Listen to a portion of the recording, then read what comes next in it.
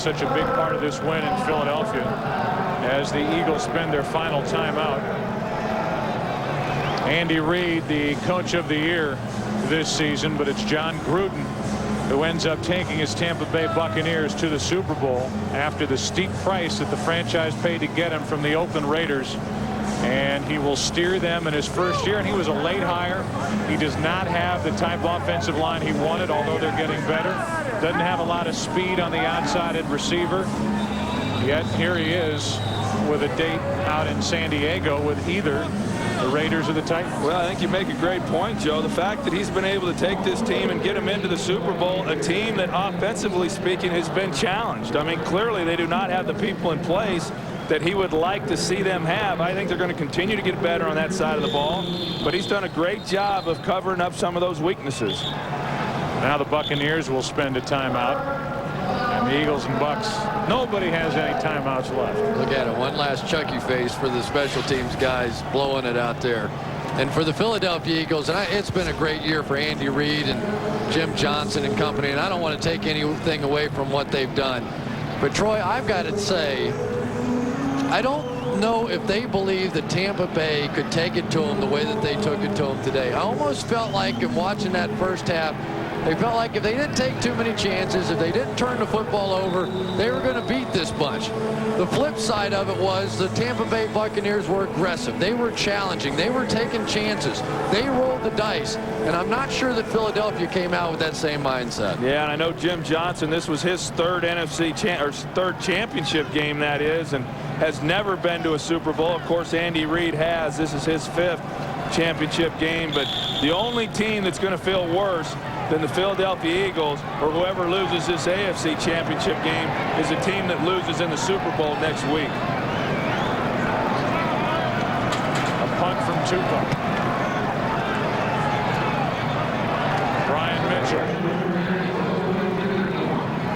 Mitchell, who started this game so well for Philadelphia, 70-yard return, a 2-play drive, an early touchdown, only 3 points since for the Philadelphia Eagles, and this game pretty much from that moment on has been dominated by the Buccaneers. And how about the job Monty Kiffin has done with this defense this season? And here's a guy never gets mentioned for a head coaching job. You don't hear his name. He's not getting interviewed anywhere. And all the guy does is every single year put one of the best defenses in the National Football League out there on the field. This year they're #1. Despite the fact they gave up the early touchdown, he regrouped his guys, got them over on the sideline, and they came back and gave up zilch the rest of the day.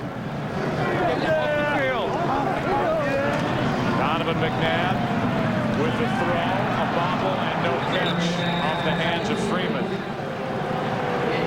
Well, this has been a Tampa team that has always been loaded with talent, but lopsided in the favor of the defense. They've had frustrating ends to their seasons the last 2 years that have come to a close right here at Veterans Stadium with games where they basically didn't show up.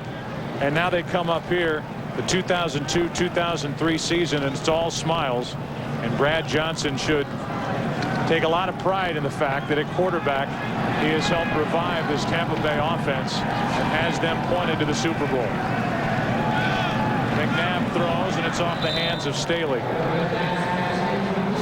Guys, it's been a pleasure in our first year, and we want to tell the folks that today's game is being produced by Richie Zients and directed by Artie Kempner. Technical producer Dave Hill, technical director Rich Basili, and the audio mixer is Fred Aldis. The associate directors Greg Scopatoni and Derek Manning, our editorial consultant Steve Horn in the booth. The broadcast associates Jacob Allman and Jeremy Green. The pregame show produced by Scott Ackerson, directed by Bob Levy. The associate director Jennifer Love, the studio technical supervisor Jack Simmons, the senior producer of Fox Sports Bill Brown, and the executive producers of Fox Sports Ed Gorin and David Hill. Dave Schwabe, our spotter, Steve Kleinfeld, our statistician, on 3rd down. A nothing play to Staley, and it'll be 4th down after a gain of only 1. I'll tell you what, guys, I'm going to read off the names of a couple of guys as well, and they play on the offensive line of the Tampa Bay Buccaneers. This has been perhaps the most maligned group of guys throughout the course of the season. You go back to week 1 against the New Orleans Saints. Every time Brad Johnson dropped back, it looked like a jailbreak. And where they've come and where Bill Muir has brought this bunch, Roman Oben, an outstanding job without nearly as much help as he had the first time against Hugh Douglas. Kerry Jenkins, Jeff Christie, Cozy Coleman, Kenyatta Walker, they're going to the Super Bowl because those guys have improved about 100-fold from the first game this season. Antonio Freeman with a catch. The clock continues to run. The ball resting just outside the 30. Roman Oben, a guy that's playing for the minimum. Nobody wanted him. Everybody out there just cut him loose. And he has been over there, the anchor on that left side all season long. See if we have one more play.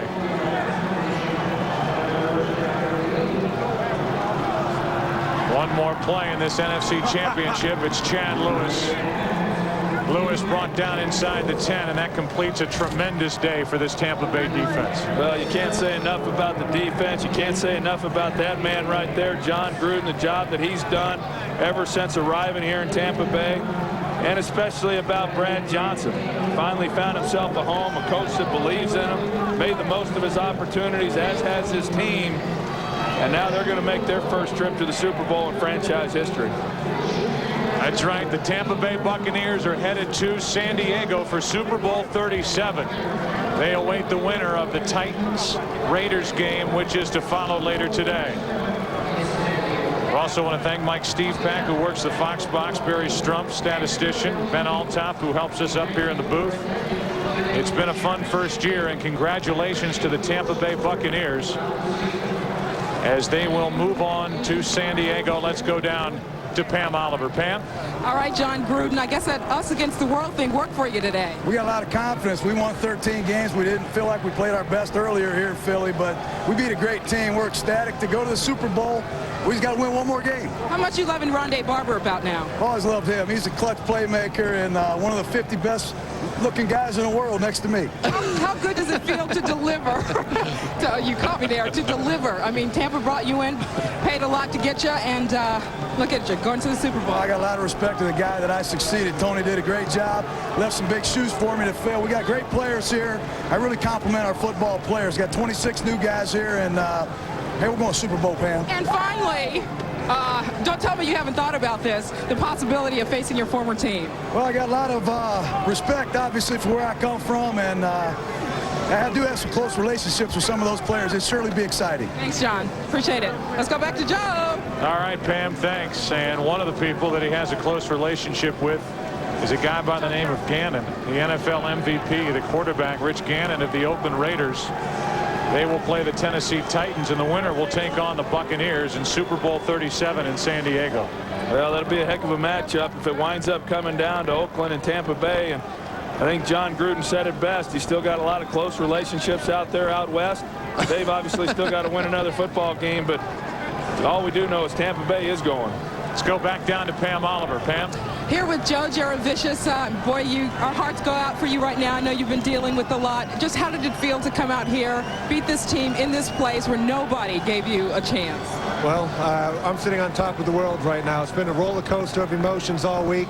But, you know, my family needed me to do this, and I'm a family guy, and the way I feel right now and the way things are going, I think my son might be up walking right now. So I'm happy. I just want to say thanks to the Buccaneer organization for giving me a chance, and I've got the best teammates in the world, man, and we've done it all along. People say we can't do it, we do it. Jon wasn't really a football coach this week for you, was he? He was more of just a supporter of the things that you needed to do. Yeah, I mean, you know, family always comes first, but this is part of my life, and Coach Gruden was there for me, told me do what I need to do, and really, I mean, I feel I owe a lot of thanks to him, and I just want to go back home and hold my son. And a shout out to Michael and Megan, right? Yeah, Michael and Megan, I love you guys. Thank you. Let's go back to Joe. All right, Pam. An emotional moment for Joe Jaravicious with all that he has been through this week. And how about all that this Tampa Bay Buccaneer franchise has been through the last couple of years. Coming up here to Philadelphia in the postseason, only to have their hopes dashed You see Keyshawn by this very good Philadelphia Eagles franchise. But today, it's the Tampa Bay Buccaneers. They end up on top with a 27-10 victory. The Buccaneers are going to the Super Bowl, and we'll come back with more right after this. Absolutely atrocious, Alan. I can't believe he missed that. The reverse angle showed that was a good call for offside. Oh, my word, I think we've got extra man on the pitch. Can't imagine he'll get too far, though. I don't know. So far, he's giving the police nothing but a good look at his backside. I don't know if this is a cry for help, but it's certainly got my attention. Oh, dear. That's an image going to stay with me for a very long time. Scorched onto my retina. I do hope he's not heading for the royal box. Oh, that's going to leave a mark. Back to the game. Furlong. Derrick.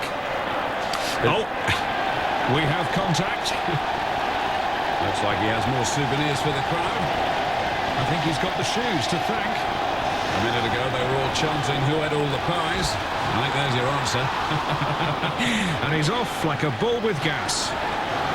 Mr. Stevens? Yeah. Got you down for over 130 channels, $39.99 a month. Right, so... every channel's digital quality. There's access to 31 premium movie channels, 60 pay-per-view movie titles a month. Great. So they can go on the back of the roof? Yeah, sure. Yeah, good. So go ahead and pull around back. You work for the cable company, huh? Yeah. Yeah. Why settle for cable? Switch to DirecTV and get over 130 channels, only $39.99 a month. Call 1-800-DirecTV or visit a participating retailer now.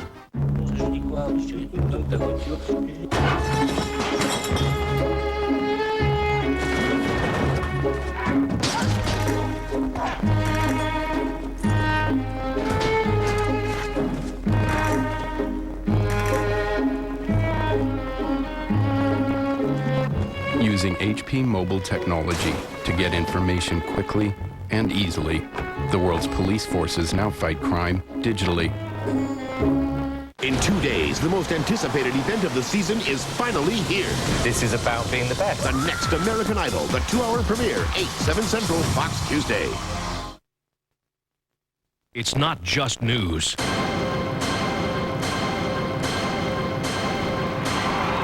It's Fox 13 News.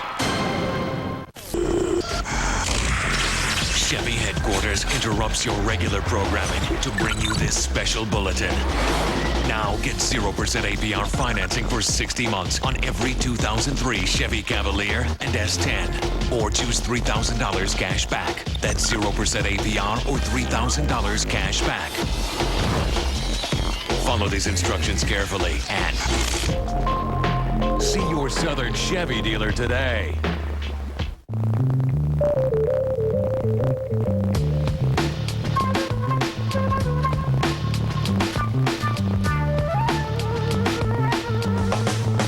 A world leader in photo imaging products now brings you an easier way to take and print beautiful photos. Simply plug a Canon PowerShot digital camera directly into a Canon photo printer and print. It's that easy.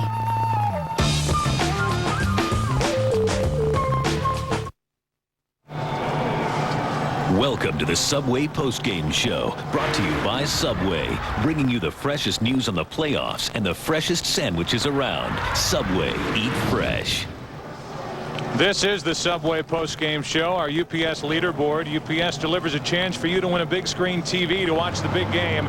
Just log on to foxsports.com. Brad Johnson, another big day, 259 yards through the air. Deuce Staley was limited after rushing for over 150 yards in their first meeting back in October. And Antonio Freeman, the high receiver man, with 5 catches for the Philadelphia Eagles. The Tampa Bay Buccaneers today scored points on a run, a pass, a field goal, and an interception. This one a 92-yard return off the interception, Ronde Barber. And with that, the victory was sealed 27-10. That's the final. The Buccaneers will move on to San Diego for Super Bowl 37. Let's go down to JB and the gang for more of the postgame show. JB? All right, Joe Buck, thank you so very much. So improbably, incredibly, Jon Gruden, in his first year as head coach of the Tampa Bay Buccaneers, has steered the pirate ship into uncharted waters as they get set to move on to the Super Bowl against Gruden's old team, perhaps the Oakland Raiders or the Tennessee Titans. We're joined by Tiki Barber. We'll talk with him in just a bit. Obviously, you know that name, running back with the Giants, Howie Long, and, of course, Jimmy Johnson. But first, the first order of business, the trophy presentation. Let's join Terry Bradshaw. All right, JB, thank you very much. I'm here here on the podium with Willie Davis, Hall of Famer, Green Bay Packer, great defensive end. He is holding the George S. Halas Trophy, symbolic of the champions of the National Football Conference. And he will be presenting that trophy to Mr. Malcolm Glazer, owner of the Tampa Bay Buccaneers. Willie, go ahead. Yes, Marcus and actually, John, congratulations to you. In 1960, Malcolm, I'm sorry. That's all right. Glazer. Malcolm Glazer, I knew that. Don't forget it. In 1960, we came here and walked away with a defeat, knowing how tough it was to play here in this cold. You guys did it today in great style. Congratulations to you and the entire organization, and I present you the George S. Halas Trophy. Hold it up. There you are, John, hold it up. All right, Mr. Glazer, I know you love the media spotlight, so go ahead. What's your reaction to it? My reactions is that we have the greatest team in the world, the Tampa Bay Buccaneers. We have great fans. We got the greatest coach. What else could you want in this world but having a day like this? A day like this is something you never see in your life, may never happen again, and it's just something I just can't say any better words than I'm saying about being here. What if I say that you're taking your team to San Diego, California for Super Bowl XXXVII? How does that sound? It sounds like we're definitely going to do it. There's nothing to talk about. All right, now, how much pressure did you feel when you went out and got this guy to my left and gave up $8 million and 4 draft choices and brought him in here? Was the purpose to bring Jon Gruden in here? Is this what the result that you were looking for, hoping for? We knew when John came that we would have a team here that everybody be so proud of. He did it. We love him. We're going to give him a kiss and a hug. Kiss and a hug? You like a kiss and a hug's all right, right? Yeah, I'll take it. I'll be happy. Let me ask you, Coach. You came in here and you were telling me when I was in Tampa Thursday what you wanted to do was pound that rock. And I think tough, solid defense. Your defense today is simply outstanding. We got a great defense. They played huge all year long. And I've said from the beginning, I succeeded a guy that did a great job here. We had some inspiring football players here. We just had to come together, and we were led by just an unbelievable defense all season. And I thought our offense has improved dramatically since early in the season. Opening drive, down, score. On the road, same old conditions. You got to be sitting over there going, we've got to respond. I thought the key to the game today was the calm, the poise your team showed when the Eagles came down initially and got on top of you 7-0. No question. We had a long scoring drive to answer their score. We got a field goal, and I think Joe Jurevicius' big play backed up really got us going. And when we start getting it going a little bit and this defense starts feeling it, I don't care who's on the other side. They're tough, they're stingy, but we're proud of everybody. Okay, you come into this game, and one thing you said, the one guy I'm real concerned with is Brian Mitchell. Right off the bat, it's Brian Mitchell. Then we saw no more deep kicks. We saw squibs. Brilliant coaching. Well, anything it takes. We had to limit the opportunities that Mitchell got, and he hurt us early. He changed the game field position-wise, but I'm just so proud of our football team, and I'm so happy for the fans back in Tampa. Hey, we'll be back tonight. We're going Super Bowl, man. We're going. Jon Gruden, head coach of Tampa Bay Buccaneers. We'll go to commercial break, and then we'll be back with more interviews.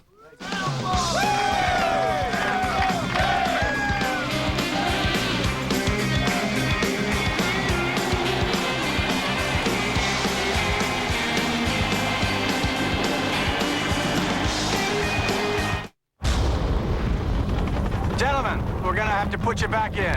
Your prime objective is to extract Dr. Lena Hendricks. It was a routine rescue operation. Get your people together. But behind enemy lines, everything can change in a moment. Birds are taking heavy fire and we're no longer entering Nigerian airspace. Right now, you are on your own.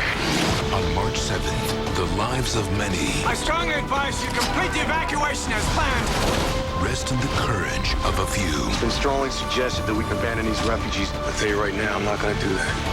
Can't do that. Send all our men to Kashanga. We got trouble. 5,000 rebels converging on your area. You're not equipped to handle the additional threat. My team will complete this mission. Get these people ready to go now. From the director of Training Day, Bruce Willis, Tears of the Sun, rated R, in theaters everywhere March 7th. What is it? It's a magic business lamp. We got it in the merger. You rub it, and the business genie grants you 3 wishes. Cut overhead. Increase efficiency. Improve service. Rub the lamp.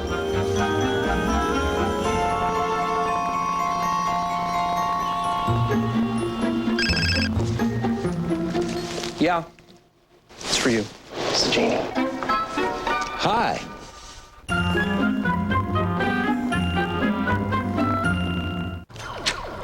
I'm thirsty. You want something? If you're up. I'm up. You want anything? It's okay. David, I'm in the kitchen. Can I get you anything? What do you have? A Coke. That sounds good. Are you sure? Yes, please. Thank you, Corey. Ice? Yes, please.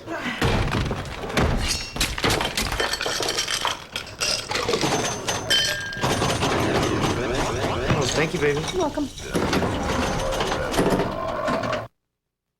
Buccaneers fans, your team just won the NFC Championship Game. And now, direct from the NFL shop, you can own the Buccaneers Championship tee and cap, the official championship cap and t-shirt worn by players and coaches during the post-game celebration. Call 1-877-NFL-SHOP and own a piece of Buccaneers history.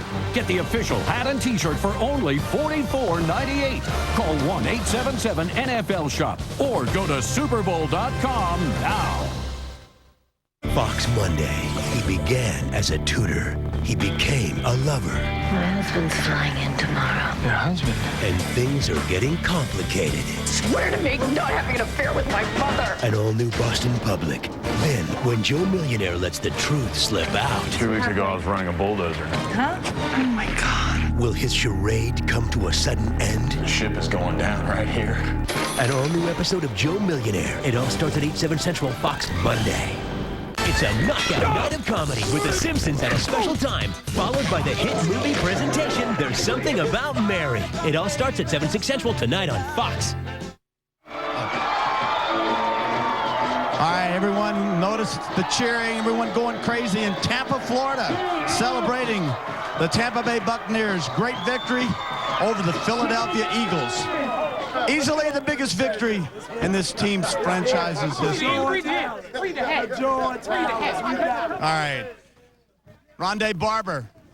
I was telling Ronde, we were off at commercial break, I said, it looked like every time they called a play, you were in the huddle. Unbelievable coverage today. We were unbelievably prepared today. You know, Monty, Mike, Rod, Joe Barry put together a heck of a game plan, and we went out and executed. This is 2 weeks in a row. We've done exactly what we wanted to do on defense. It translated into a lot of big plays for us, man. Okay, that last play, some say 92-yard interception, some say 94. It's a long way. Walk us through it. Tell us exactly what you were expecting. You know what? We're playing cover 2. You know, they came out 2-2 set down at the goal line. We know they like slants or whatever. You know, he didn't see me, I don't think, in that cut right there, and I just came right through it. I got one call back last week, man. There was no way I was getting this one back. Touchdown all the way, man. It was a huge play for us in the aspect of the game. Got Tiki over there celebrating with me. It's a beautiful thing, man. You sure you're not Tiki? I'm positive I'm not Tiki. I'm positive. He's in here, though, somewhere. I'll go celebrate with him a little later. Congratulations. Next week, you get to go against some older receivers. If those Raiders get in, it could be interesting. Another guy.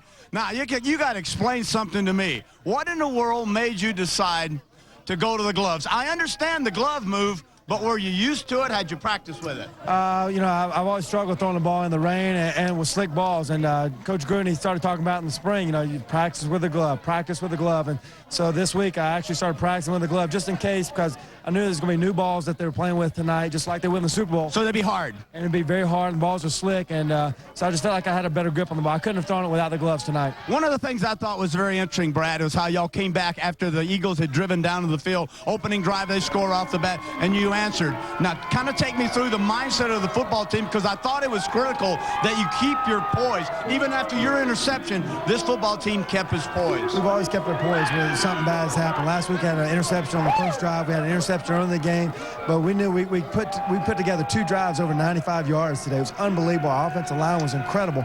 We dominated up front, and that's what we struggled with early in the season when we played them. But today we dominated up front. We had a running game going, and passing-wise, feel like I could just pick them apart at different times. No problem recognizing his blitz, because in the second half, as our announcers pointed out, Joe Buck, Troy, and Chris, they started coming after you, kind of a desperation thing, but even that could play into your hands. It really never got to us, though. You know, actually, sometimes it's just to get an 8th man man down in the box for even run support. The blitzes really never got to us today. We actually hit a slant. We hit a little shuffle pass in there. So we did a great job of eliminating the blitz and just understanding the different fronts and blitzes that they brought. They're a tremendous team. For us to step up the challenge, coming back up here to the vet, it was a great day for our franchise. And I know the cannons are sounding off down there in Tampa now. Yeah. Congratulations, Brad. Super Bowl 37. All right, JB, let's send it back to you. All right, Terry, thank you very much. Back here with Jimmy Howie and, of course, Tiki Barber. Now, I was asking you what kind of conversation did you have with your brother Ronde that gave you the insight that maybe they might be able to pull it off? Well, I talked to him last night, and I was talking about the distractions that can happen in Philadelphia with the crowd and the weather and whatnot. And he said Jon Gruden has us so motivated and so against all that stuff and not even thinking about it that we're confident, we're calm, and it felt like a regular day for him. Focusing on what kind of things was Coach Gruden talking about? Absolutely. Talking about, you know, Tiger Woods when he plays in all these different tournaments and it's crazy outside, he always concentrates. Or Randy Johnson when he pitches 9 innings, then he has to come back in the World Series and pitch an inning of relief. He's not worried about it. He's worried about winning championships, and that's what they had. Having 3 boys of my own, I couldn't help but watching the pride in your face, watching your brother and the replay of that big interception. Yeah. Talk a little bit about how proud you are of your brother. I tell you, if I can't be there, I want him to be there. If no one else in the world, I want it to be him. And I feel for him. You know, I've been there, and I told him after when I was taking him over there, just don't go down there and mess it up like we did. So I am excited because I live vicariously through him right now. Tiki, what kind of tips did you give your brother? Because you played these Eagles and y'all did well against them. Yeah, we did. You know, but defensively, they've been playing so well lately. They have a game plan and they stick exactly to it and they perform it perfectly. I told him some tips to tell Gruden about the offense. Okay. Pick up the blitz, and if you tell them you can pick them up, then they won't blitz you, and then your offense will be able to produce. And that's what they did today. Well, I tell you what, they've made believers out of a lot of people. Absolutely. They made believers out of me because I didn't think they could do it. Well, what are brothers for but to share that kind of information? Absolutely. Hey, folks, we're going to step aside and come back with more. But take a look at Keyshawn Johnson, who clearly has an awful lot of respect for Terry Bradshaw as he's celebrating with a Bradshaw jersey on. Boy, that's too much. Back with more from here at the vet after this.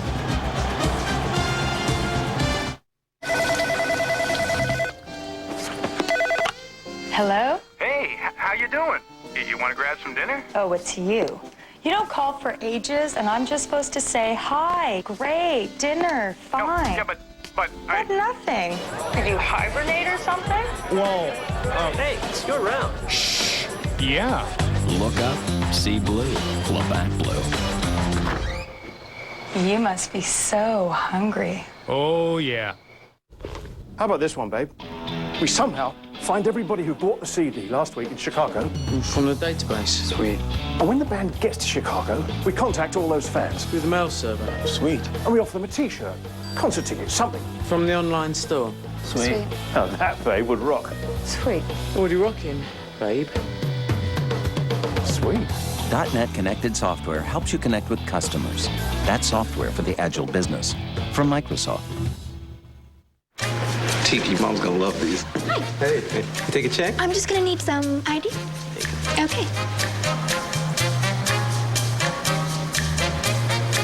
How do I know this is you? Because it looks just like him. But it's me. Okay. But it looks like him. This says that you were born... 1975. Okay. But it could still be him. Next time, use the Visa check card instead of checks. It'll get you in, out, and on with life. So, are you guys related?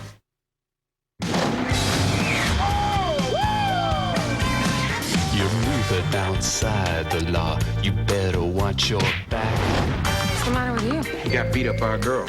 Yes, it's a one false move and you're dead. You've got to know when to bail. It's going down today. It must have got made. One smooth operator. I love this part. You boys ready for a party? All new Fastlane on its new night, Fox Friday. The television phenomenon of the year returns with even more talent. I've got sunshine. You can sing. Thank you. Even more emotion. I really tried my best. And even more... How am I supposed to live without you? Simon. If you lived 2,000 years ago, I think they would have stoned you. It was awful. It's finally here. The next American Idol. The 2-hour premiere event at 8/7 Central, Fox Tuesday. Coming up in about 10 minutes, Fox Prime Time. Included in the lineup tonight, of course, special time, The Simpsons will be coming your way with all of their usual humor, and that'll be followed by There's Something About Mary. You won't want to miss that. Laughs galore coming up on Fox tonight in just about 10 minutes. And folks, as we welcome you back here to the vet, of course, everyone thought it was all laid out for the Philadelphia Eagles. What should have been a platform for success. It did not happen, as the Tampa Bay Buccaneers indeed did surprise them big time. Standing by with a conversation with the losing coach, Andy Reid, is our own Brian Baldinger. Thanks, JB. Coach, it was all laid out here today. Home field, everything. You've beaten this team basically the same personnel, Andy, 3 times in a row. What was different today?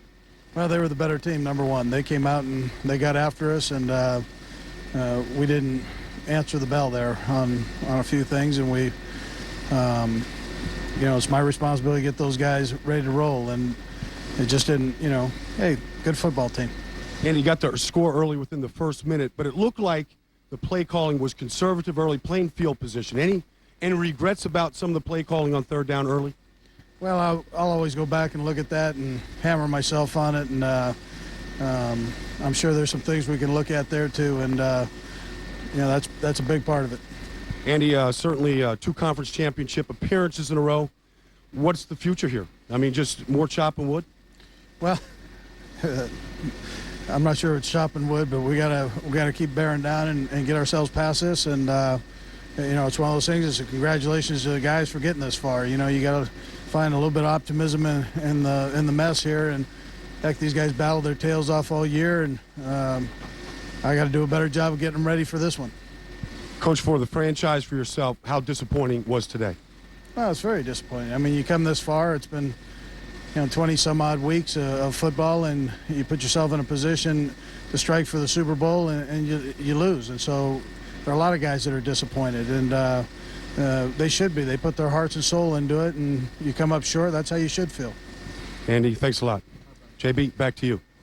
All right, Brian, and no doubt indeed there is disappointment. This is the second consecutive year that Philadelphia not able to make it past the NFC Championship game. And, Jimmy, it doesn't diminish at all the job that Andy Reid has done, because it has been a sensational job. But what was the difference in your mind? Well, I think the biggest thing is the perseverance of Jon Gruden running the football. You look at, they ran the ball 32 times for only 49 yards, but he didn't give up on the run. He knew that if he could continue to try to run the ball, that would slow down the pass rush, keep Jim Johnson from doing all the blitzes on the Philadelphia defense. And offensively, they gained over 300 yards. And so they were able to put some points on the board and keep Philadelphia's defense from having a bunch of big plays. Well, and it's poetic justice, you have to say, for the Tampa Bay Buccaneers. This has been, as we mentioned before, their little bighorn. This has been the mountain they haven't been able to climb. And how poetic is it that they come to Philadelphia, cold weather, in the vet, in the final game, to catapult themselves to the Super Bowl. And I think the big difference, JB, to me was that Philadelphia did not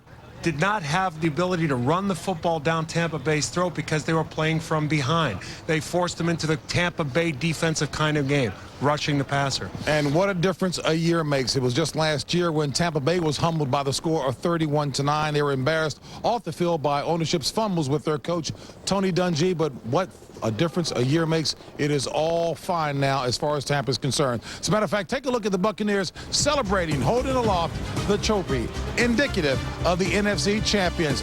Back with final thoughts and a wrap-up right after this. No one can move me the way that you do. No one can move me the way. No one can move me the way that you do. No one. Oh, drove all night to get to you. I drove all night to get to you.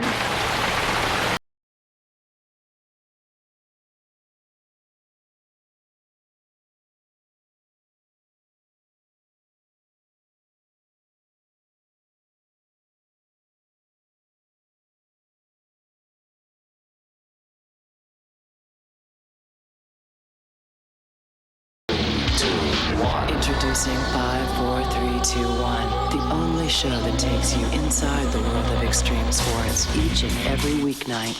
For breaking news, event highlights, and inside features. 5, 4, 3, 2, 1. Premieres next week on Fox Sports Net. What can the Scrambler teach us about managing money?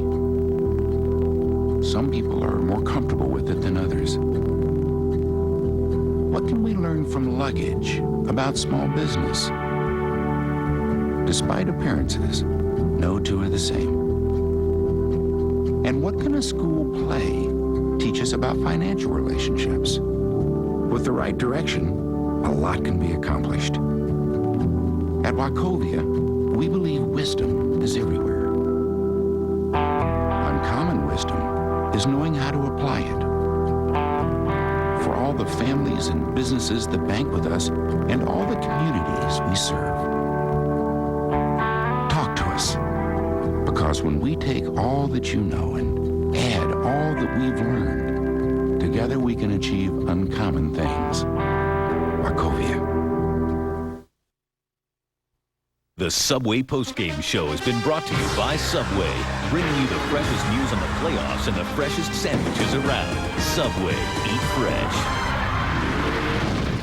As we welcome you back to the Subway Postgame Show in less than 5 minutes, Fox Primetime coming your way, The Simpsons at a special time, and that'll be followed by the humorous There's Something About Mary right here on Fox. And folks, we will now take you back inside of the Tampa Bay Bucs locker room where Terry Bradshaw will deliver his final thoughts. He's surrounded by so many players who weren't even born when Terry was playing. Back to Terry Bradshaw. All right, JB, thank you. You know, as a quarterback, this was my worst nightmare. I'm surrounded by defensive linemen and defensive backs. I want to quickly run out here to John Lynch, who lives in the San Diego area. Nice going home? Oh, it's wonderful. Family, I'm coming home. People in Tampa, meet us there because we're coming home. Talking trash already? What do you think, Mr. Brooks? I got to make one small correction. We're not going to the Super Bowl. We're going to win. Just going to win. And Mr. Sapp got some stitches in his eye. How you feel? Well, finally you got that off your back. Here we go. One more to go. One more to go. Can you take care of it? We got to. We ain't going for no vacation. You know, I actually thought I'd get a little more out of that. Anyway, this was a game I thought today which games are won. They're won with defense. And today, I tell you what, the defense today, Simmy, come in here. Defense, how nice is it to have offense step up and perform the way they real quick? You got 8 seconds. My dog said it best. Till you talk Super Bowl, keep your mouth on lock. That's it. That's the way it is over here. Back to you, JB. And I know what Terry's probably thinking is, does he have a talking dog? Oh. Anyway, let's go for final thoughts with you, Jimmy. JB, you know, I talked to Andy Reid 2 days ago, and he summed it up best. I asked him, I said, how's it going to feel if you can win this game and make it to the Super Bowl? And he said, Jimmy, he says, it's the dream of every player and every coach in this league to get to the Super Bowl. And there's been so many great players, have been so many great coaches that have never made it to the Super Bowl. Unfortunately for Andy Reid and the Philadelphia Eagles, they'll have to wait another year. For the Tampa Bay Buccaneers, congratulations, because they overcame a lot of adversity to get to the Super Bowl. Well, this the thriller and filler this turned out to be, and I think the Philadelphia Eagles are certainly a great football team, but Tampa Bay showed a great deal of courage and a great deal of determination, in particular since Brian Mitchell returns that opening kickoff back, and they score on the first drive, and it looked like, oh boy, here we go again, and they showed a great deal of determination. I think they played their kind of game in the second half. It's the first time they've been up here to Philadelphia where they were playing with a lead in the third and the fourth quarter, in particular late in the third and into the fourth quarter. Philadelphia didn't have the ability to pound the ball down their throat, and they pinned their ears back. Simeon Rice played great, gave Ronde Barber an opportunity to make big plays, Warren Sapp. And the fight vernacular that you were using certainly did work extremely well as you took a look at the stitches over Warren Sapp's eyes. It was a heavyweight battle down in the trenches. Congratulations to the Tampa Bay Buccaneers, who will be heading to their first ever Super Bowl appearance. And you heard the player said they're not going there for a vacation. They want to win it. They got it done. Jon Gruden was brought in to get them over the hump. He's done that. They will be in San Diego awaiting the winner of Tennessee and Oakland. Folks, we thank you so very much for joining us here for this NFC Championship presentation by Fox. And from all of us at Fox, we'll see you next NFL season.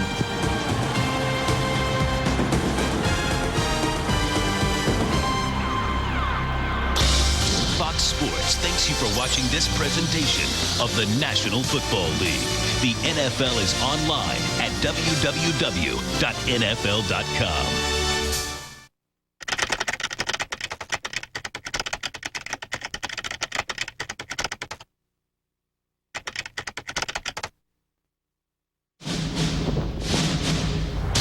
Next month, NASCAR returns to Fox with Speed Week and the 45th running of the great American race, the Daytona 500. This has been a presentation of Fox Sports. It's not just news.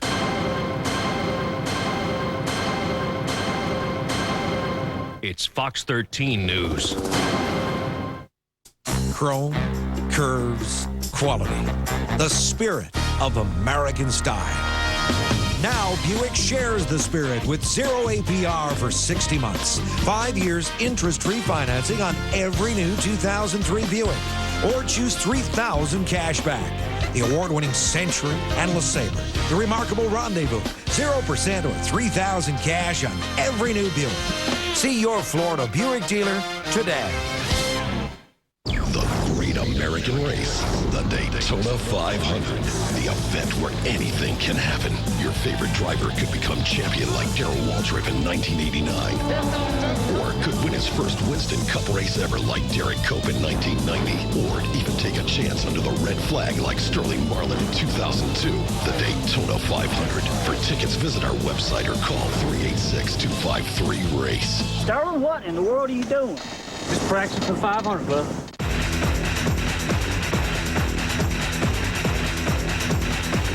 The Toyota Tundra received the highest overall rating by the Insurance Institute for Highway Safety. And now get financing as low as 0.0% APR or up to $2,000 cash back.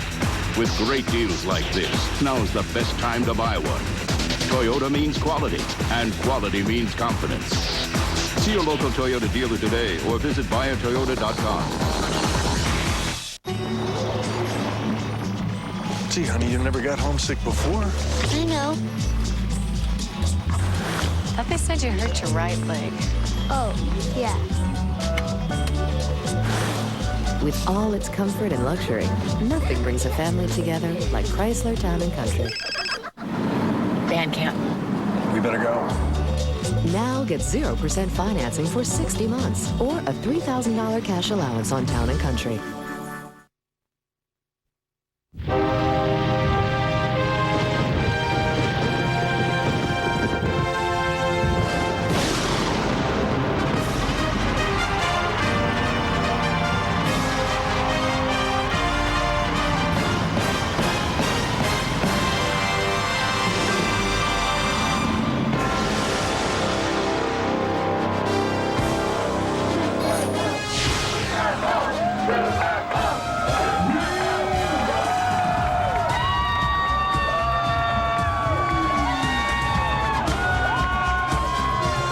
The celebration you are watching in Barnacles and Brandon is right now happening all over the Bay Area as the Buccaneers are going to San Diego. They are the NFC champions, defeating the Eagles here this afternoon by a final score of 27-10, pulling off a win that no one in Philadelphia was giving them a shot at, considering the Buccaneers' playoff history coming into this ball game. But again, the final 27-10, and after the game was over, just seconds after it was over, I hooked up with quarterback Brad Johnson.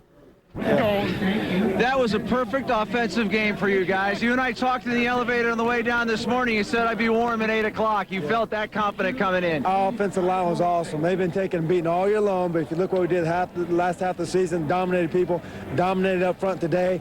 Give the credit to the offensive line. It goes to those guys strictly. This is an awesome win for the Tampa Bay franchise and for the people of Tampa. I know those cannons are firing off now, so it's been a great year for us all, and we just need to solidify everything next week. Joe Juravicius, you're pinned on your 4-yard line, and all of a sudden he is gone. Yeah, Joe makes plays for us, and him coming in, he always gives us a boost of energy. He always makes plays, especially yards after the catch. And we got him on the option route over the middle, one-on-one. Then he took it to the house. A big play for us today. of the time. You're going to San Diego, Brad. You're going to the Super Bowl. How's it feel?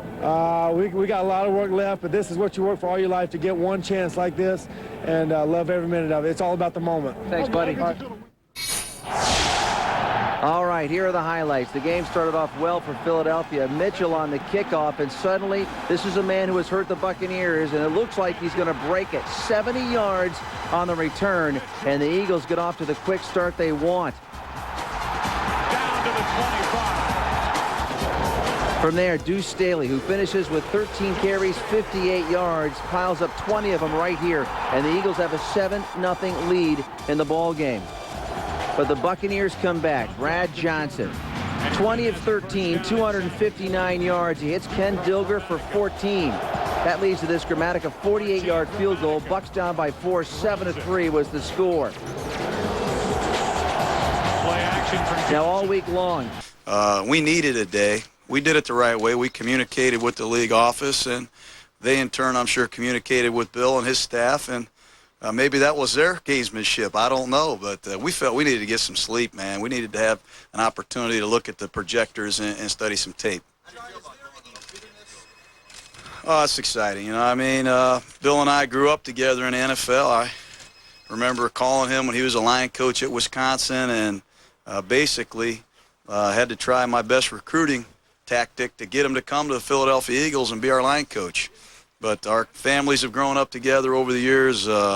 We've enjoyed some great moments together, some challenging times, and I respect him tremendously as a coach and as a friend, and that's who you'd want to do battle with in the Super Bowl. This is really going to be exciting. Jon, is there any bitterness you towards the players, or do you even sense any bitterness the players towards you that maybe you've been open and not diplomatic about? Well, I don't know about bitterness. You know, it's a profession nowadays where players change teams and coaches change teams.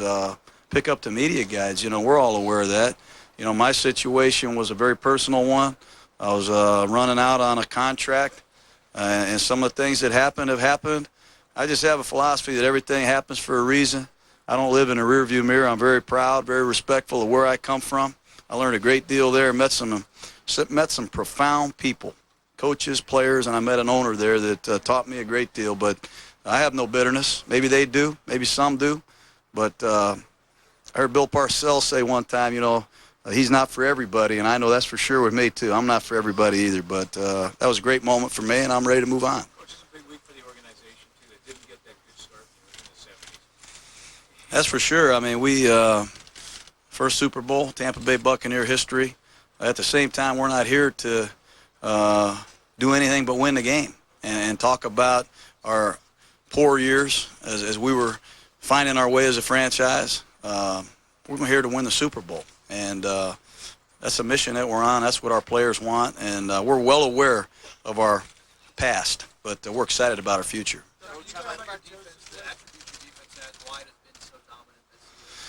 Well, we got some marquee players at the right positions. I think when you have a guy like Sapp inside on the defensive line that can generate quick pressure, disrupt plays, impact players like Simeon Rice that can rush the passer anytime you get a single block and expect to win, impact players like Derrick Brooks who can run sideline to sideline, enforcers in the middle like John Lynch, and two corners no one really talks much about. I don't know how they're not in the Pro Bowl, but Brian Kelly leads the NFC in interceptions, and Ronde Barber is as good a football player as I've been around. When you're talking about the complete package, we are a very good tackling defensive team, very fast, and these guys have a tremendous amount of pride.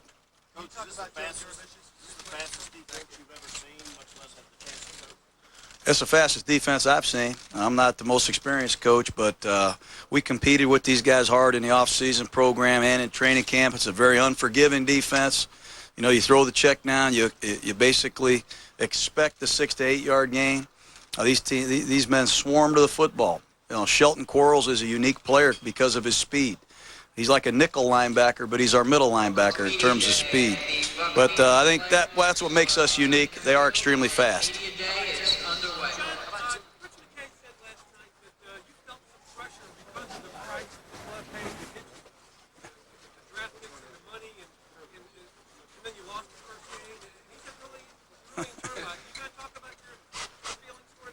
I don't know. You either feel pressure or you apply it. I mean, there's no way that I'll ever be able to live up to, the draft picks and whatever the compensation package was. We're still investigating. I think there's some swampland in Florida that was included in that deal. But I think the pressure that I felt was succeeding a coach that did a great job. That's what made this situation very unique. The Buccaneers were a playoff team. They were coached by a guy that did a great job, that was loved by his players. And to earn the respect of this football team, I knew was going to be a great challenge. And losing your first game at home doesn't help you earn much respect. That was my big concern. I realized I'll never live up to the compensation and all those things, but I'm going to do the best I can to deliver for the Bucs. As much as the Raiders may have changed, you still have a profound influence on that team and the players who were there and the coaches who were there. You kind of feel like you've got a stake in two different teams in this game? No, I think Bill Callahan, his staff, and that football team deserves great credit. They obviously don't miss me very much, and they have played extremely well throughout the season. The most impressive thing about the Raiders is, they overcame a 4-game losing streak, and they've been basically unstoppable since. But they're a great football team, and certainly, in some ways, I'm very proud and happy for those guys. Is there a lot of Jon Gruden still in the Oakland Raiders? Not from what I hear.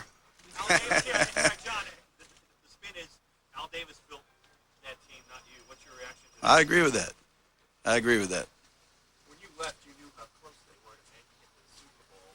Did you imagine this scenario? Well, no, I really didn't imagine this scenario, but usually those are the scenarios that come to being, But they're a great team. They've been on the cusp of being in this game the last couple of years. I think a great year that they had in free agency. They netted some very solid football players with world championship background. They drafted well, and they deserve to be here. Hey, Coach, you know how well the fans travel for the Raiders. Kind of reaction and reception you think the Raider Nation might have for you on Sunday? I don't know, man. It's going to be exciting to find out, but that's what makes the games great. I have no idea. What about Tim Brown? Your thoughts about him finally getting here? I'm happy for him. There's a guy that's been a great pro football player for 15 years, and when it's all said and done, he's going to go down in history as one of the greatest ever. And for him to have an opportunity to play in this game is certainly, I think, great. John, you talked about Gannon. Talk about Brad Johnson a little bit, how he's plugged into your system, the way you operation. Yeah, it was a challenge, obviously. When I first started working with Brad, I did some research with Norv Turner and some of the guys that have coached him. Very impressed with his pocket presence, his passing accuracy. He's a tough guy, great prepare guy. He loves to prepare for football. I just was curious how I was going to fit into this equation. We had to modify a little bit some of the things that we wanted to emphasize, some of the things we wanted to feature with him. But he is a outstanding football player. He, again, is a guy that's got a great one-loss record. He's a fine passer, and he's a great competitor, and he's one of the big reasons we're here today. Questions about his arm strength, and then at the start of the year, it sort of can't. You kind of put it up into a competition with three guys. What has Brad done during the year to really convince you that he was the guy, and his arm much better than you thought it was? Well, no, Brad was always our starting quarterback. I was looking forward to working with Sean King. He's a 25-year-old guy that's won games here, and we brought Rob Johnson in to compete. But Brad was the starter last year, took this team to the playoffs. He was the starter entering this season. We're always looking for young, capable arms at that position. It's just the way this league is. If you don't have one there, you're going to struggle. But Brad grows on you. He is very, very good. He's very, very detailed, and he's an outstanding player. Yeah, Joe's going to play in the game, and I don't really have any update in terms of the health of his child. But Joe will be here and play in this game. That's my understanding. No, he did not. Sometime today we expect it. If he can't be here today, we'll hopefully get him in here tomorrow. We got on the plane at about 4:30. We flew on the Dallas Mavericks private jet. Mr. Cuban, we appreciate that. That was quite a ride. Nice. I didn't. I don't know who got that done, but somebody deserves one. We got here about 30 minutes ago.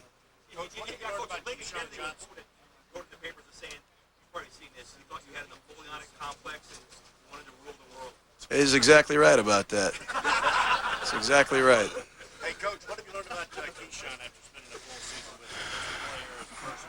Well, he's a very talented player. We all know that.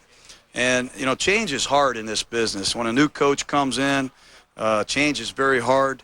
But I've learned a lot about him as a person and how to deal with them maybe better. And I'm looking forward to the future with Keyshawn Johnson. I really think he's a great player, and I think he's going to continue to explode onto the scene in Tampa. Is there one thing that surprised you about him that you weren't expecting before you got to know him and spent a year with him? Well, he's just he's one of the game's great competitors. He's a physical guy. He plays every down hard. He's a blocker. He's a great finisher, and he's a guy that I really think when he gets totally acclimated to this style of offense, he's going to be even more of a force than he is now. And right now, he's still very much a force. Coach, what was it like for you during those conversations, negotiations? Was it a tense time, or was it? No, I don't try to relive that whole thing. It's just some ways change is inevitable. A lot of that was out of my control, honestly. And I'm excited that everything has worked out so far. Hopefully we can all continue to have a nice, happy life. Pardon me? Do what? I don't know. That's not for me to decide. You know, it's just something that I just have to understand, I guess. But I realize that was a lot, you know, and all you can do is the best you can do. And that's all I'm going to do, and that's all I can do. Jon, why do you think you're here? You talk about the influences of your dad and some of the people that got you here. Why do you think you've been so driven, so successful in this stage at such an early point in your career? Well, I was really fortunate to get direction as a young coach, to try and surround myself with great coaches. And it started at Tennessee with Johnny Majors and Walt Harris, and then an opportunity to work with Mike Holmgren in the San Francisco 49er organization, and meet George Seifert, the great Bob McKittrick, Ray Rhodes, Paul Hackett at the University. From one corner of Qualcomm Stadium to another, all-pro defensive end Warren Sapp ready to field reporters' questions. Let's take you there live. My boy and Wilbon ain't no more. Wilbon's off the list. Definitely off the list. Wait a minute. Tony's son wears the QB killer visor, and everybody in the school loves it. You got a big laugh at it. What do you say to that? I love it. The kid must be taking a lot of flack for that head, that visor, but it's a beautiful thing, Tony. Love it. Everybody loves you. Love him back. Wilbon bailed out, he said. Yeah, that's pretty much it. I think I'm going to have to call him after I get out off this podium. All right. Warren, how are you enjoying San Diego and getting into the Super Bowl experience? It's cold. I read somewhere that it's supposed to be the most livable climate in the world. Somebody lied to me. Oof. It's cold out here, man.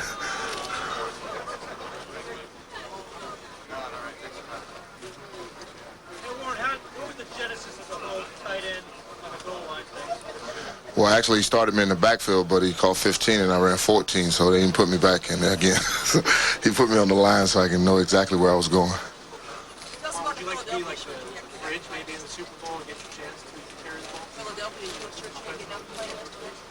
I'm going to answer both of y'all questions because he has one and you got one. It was just a Ron Jaworski jersey, really no big thing.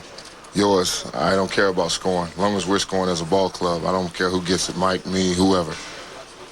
Warren, how do you look at stopping their offense? You only ran 9 running plays in the NFC Championship Game. Is it about getting pressure on Gannon, or how do you look at it?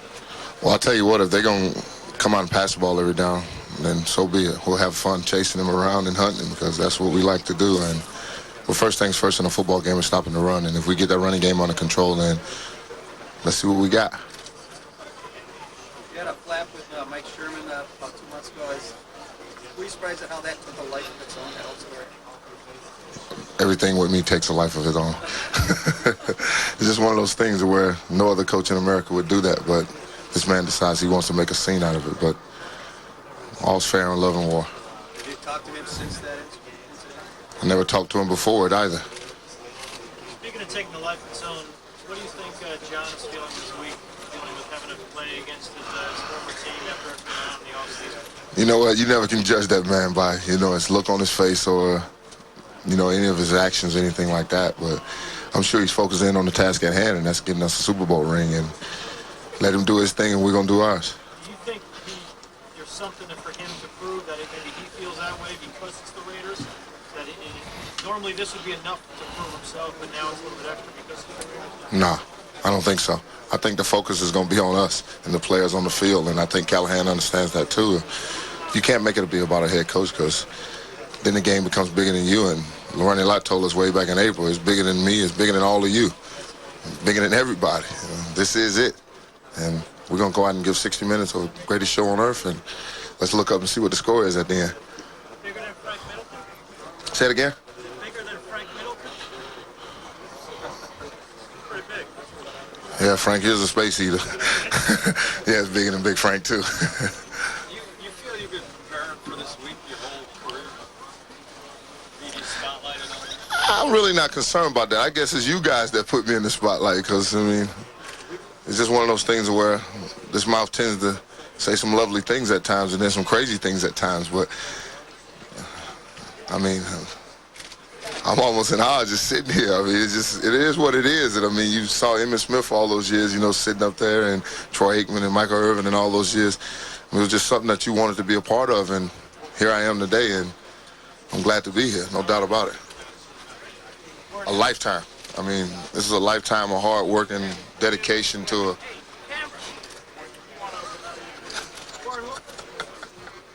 Go ahead. What do you expect from the Raider fans? Obviously you're a guy who's talking to crowds every now and then. Are they different? Never talked to a crowd in my life, and they just yell at me, but I can't really hear them. But it's just one of those things where you enjoy hostile fans. You enjoy fans that love the game because that's what makes us what we are, as the true fans of the game. And when they pack this thing on Sunday, I'm sure it won't be a quiet person in here, and we don't want it quiet. We want it loud and ruckus because this is the show.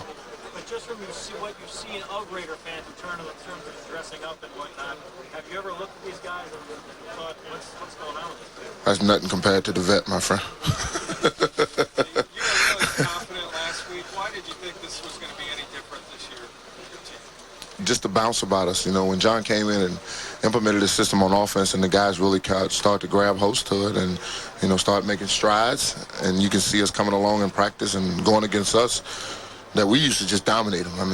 It wasn't even close. We just used to have us a defensive day every day. We lined up, we just kick them. We just go right at them and just handle them. And he came in and started attacking us, and they started having successful plays, and it put us in a different light to where maybe we ain't as invincible as we think. And maybe we do have a chink in our arm in the world where somebody can come in and dent us. And Jon attacked us at all times and prepared us for anything that we could see, and here we are.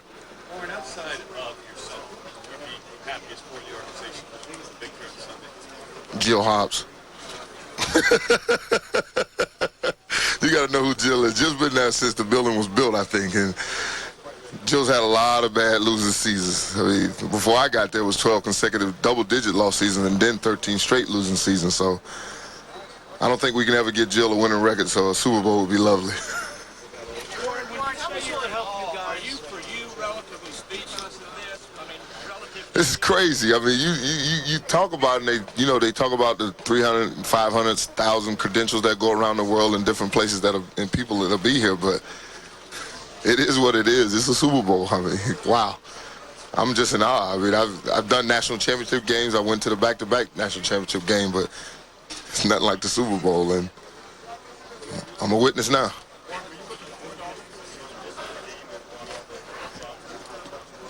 I think even more than that is just an opportunity for you to showcase your talent to a world stage. And we've been a real tight defense for quite a while, and here's our chance to show the whole world. Warren, how much will it help that Jon obviously knows the Raiders scheme very well, their offensive scheme? Scheme will never win a football game for you. You can scheme people for maybe a quarter or two, but eventually it's going to come down to the man in your scheme with the skill. And they got a lot of skilled players, and we do too, and it's going to come down to who makes the fewest mistakes in this ball game and who can execute the best. You don't think it can give you some extra insight just in terms of what to expect from them? No. If Kif can't give it to us, I don't want it from Jon, because Jon's an offensive genius. I think Kif's the other way around, the defensive guru. So we're going to ask Kif to give us all the tidbits we need and call a beautiful game and let us go play it.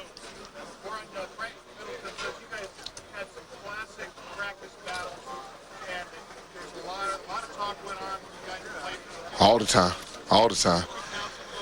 I tell you what, me and the big fella have been grinding when he first got here, and I watched him develop into the player he is now, and I just consider him a mauler. I watch him on tape, and I said, look at the big fella just mauling people. I mean, that's what he likes to play the game, but me and Frank just one of those good old country boys, Texas, Florida football, going at it one more time, and that's how we always used to talk about it, is Texas and Florida football, you know, and he always says Texas is better than Florida, and you know I'm not having that, so we go at it, and we went at it for 4 hard years, and I look forward to knowing anything any different Sunday. Hey, Warren, if he's a baller, what are you? I am what I am. What do you think to say to the Tampa Bay fans? I mean, thousands of people out there cheering you guys on when you came home. It was phenomenal. We did a flyby. That's probably the craziest thing that's ever happened. You're at 757 doing a flyby over Raymond James Stadium, and all the flashbulbs are going off. And all of us are looking out the window like we can actually see somebody. Unbelievable. And just thank the fans of Tampa for almost a pessimistic attitude about it at times, that, you know, let's see. And it gives you that drive and that want. And when he came out in that San Fran game and that place was packed like that, it was just wonderful that we can give them this ride, and the ride ain't over yet. Warren, every game you have probably, for every big game, you guys have been the underdog. You're the underdog again here. Would you feel almost a little uneasy if you were favored? It'll be a different position for us, you know. But you don't get those 3 points, or how many other points they say they're favored by. So as long as that scoreboard reads 00 when I walk in here, then ain't nothing funny going on.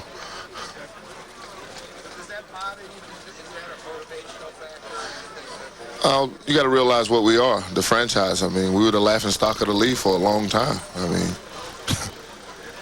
and we had to turn that around. And when you talk about turn around, you know, years and years and years of just bad football, that takes a whole makeover and some big Mary Kay. And I think we're in the biggest Mary Kay you can find. We can make this whole thing a lot better for everybody that's ever worn some icicle orange or any of this pewter that we have on now. It's just a wonderful feeling to be able to share it with Batman and guys like Gruden and all the guys that were before me, and help keeping this thing standing, because, you talking about contraction.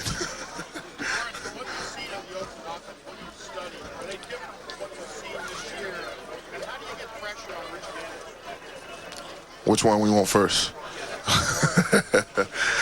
Well, actually, I haven't really watched him on film other than being a fan of the game and just watching Rich Gannon throw sidearm, 3-quarter, 1-quarter, or any kind of way he can get it behind the back to get it to the man to make a play. But, I mean, we watch it every day. We play the West Coast offense, and the guy that made their system runs ours. So, kind of like sorta, but not really. Warren Sapp, how you doing, baby? Don King, how you doing, brother? What's going on, man? Welcome to the Super Bowl. I want to represent you, brother. Are you glad to be here? Oh, so you're not going to say nothing. That's all right. I interviewed Charles Barkley. He was the same way. Brother, could you turn your hat down? It's really loud. I want to represent you. You're the baddest tackler in the football league. I'm telling you, we can call it a pay-per-view fight. It could be the blows from the brother with the cornrows. Security. Security. Help. That's why it's not the best damn sports show.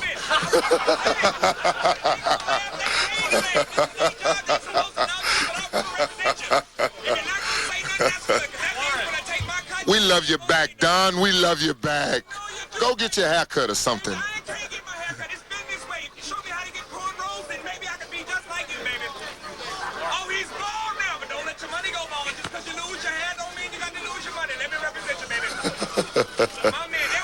Who let him in?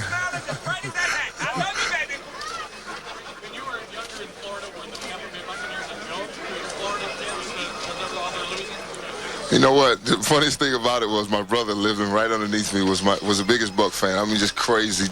Jimmy Giles and Doug Williams and the whole hoopla. I mean, would sing the song Buccaneers, go Buck. And I'm looking at him like, you got to be kidding me.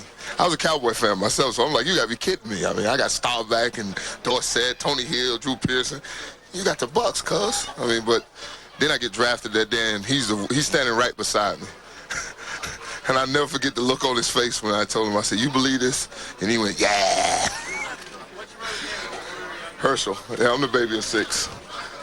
He'll be here Thursday. He called me yesterday, said, when my flight? So he's coming with his icicle orange and everything he's got. He's ready to roll. A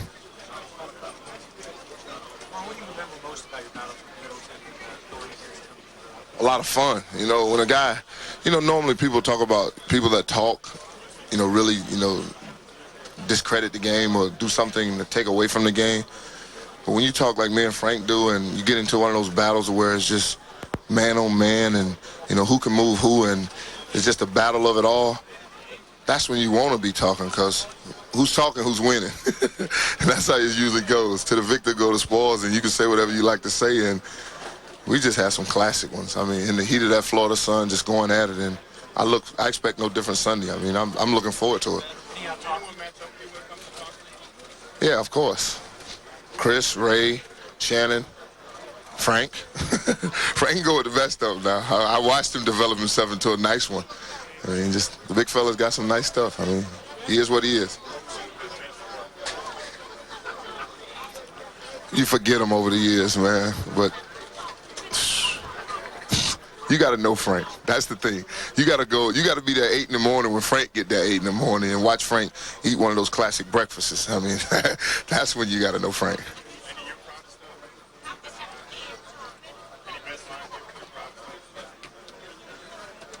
My whole life. I mean, just what it is.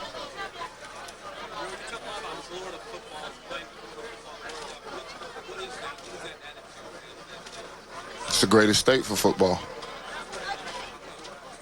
You want me to go down the laundry list of players? Or you know them? You know them. You know them. No, it's like New York guys about basketball. There's more courts in New York than anywhere, and in Florida we say it's 365 days, and 300 of those are sunshine. We play football. We play football 300 days.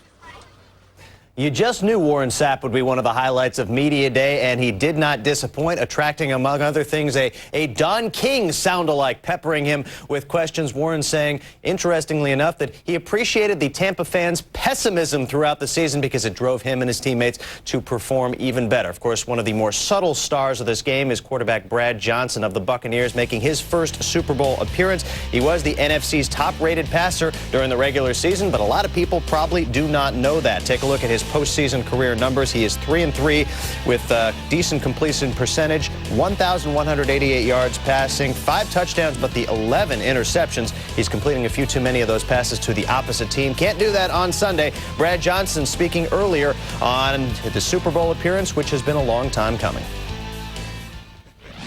I've been through so much in my career, and the week before I was in a preseason game in New Orleans. Played the second half. I threw for 230 yards and a half, and I had 4 interceptions. The town was trying to, they were trying to cut my throat. They're trying to get rid of me. And the game where, in that game, the first Detroit game was Warren Moon was the starting quarterback. He, unfortunately, somewhere in the first quarter, he had an ankle injury. And I came in the game, I started warming up on the sidelines, and you could hear a pin drop.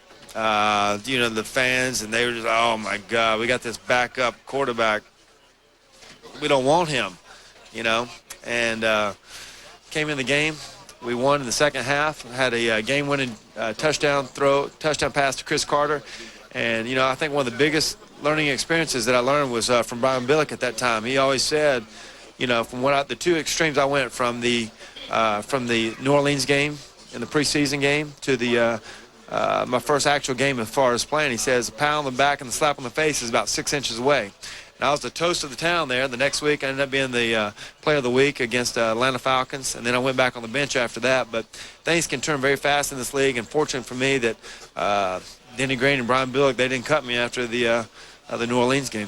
For you, Brad, for a guy who's never had a silver spoon in his mouth, talk about the appreciation for getting this opportunity and what you used to do. Yeah, you know, I come from a small town in North Carolina, Black Mountain.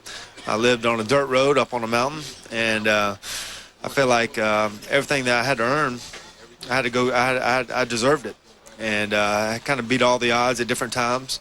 And fortunate for me, I've had unbelievable coaching and people around me, friends and coaches, my high school coaches, my college coaches. I don't think I could have had a better foundation as far as people teaching me and being around me.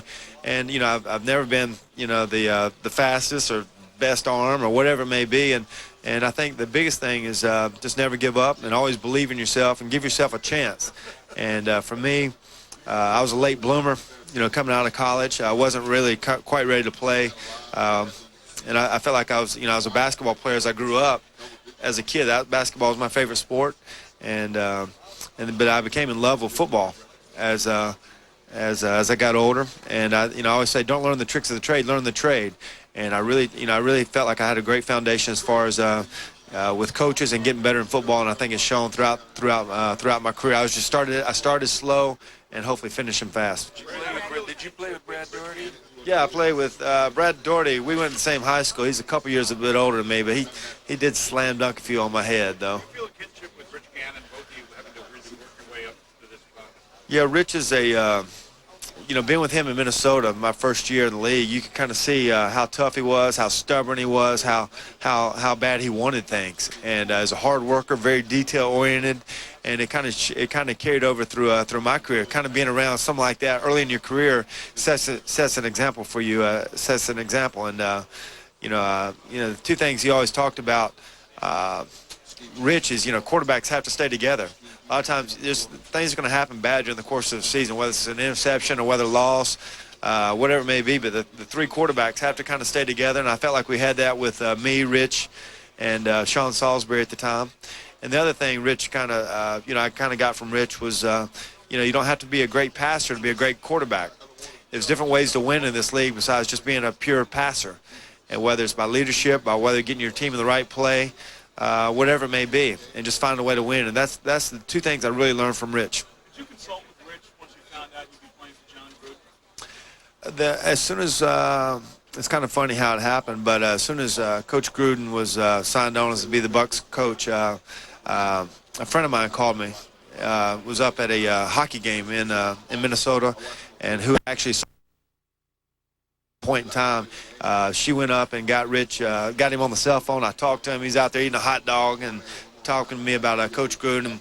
Really, he just raved about him. He just said, he said, you're going to love this guy, love playing for him. The guy is intense. He's very detail-oriented.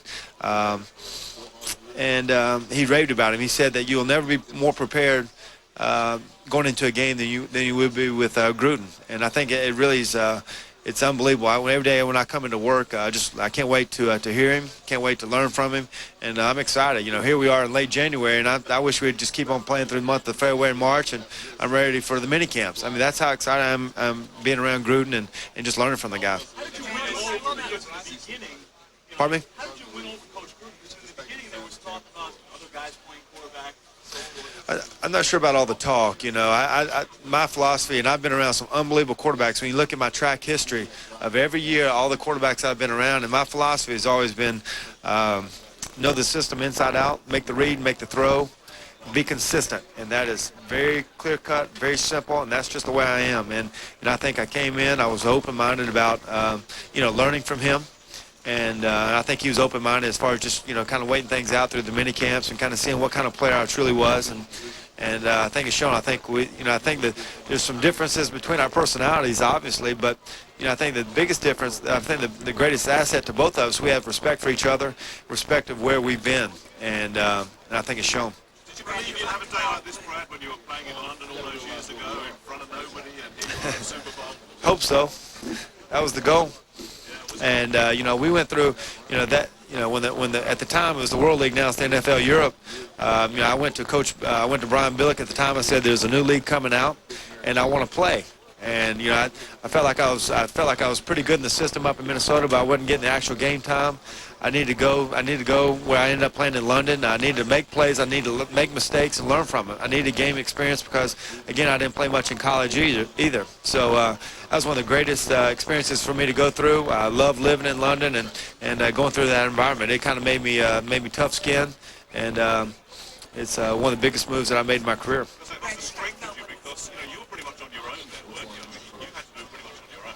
Yeah, I was. You know, and there's no one holding your hand when you go over there, and you have to prove your worth every day. I felt like I went over there, played well, took my licks, and it wasn't like you're playing with Chris Carter or Randall McDaniel or Jeff Christie or, you know, it wasn't like you had superstars. But the thing about it was go over there and play football, enjoy the game, and I think that is a great memory.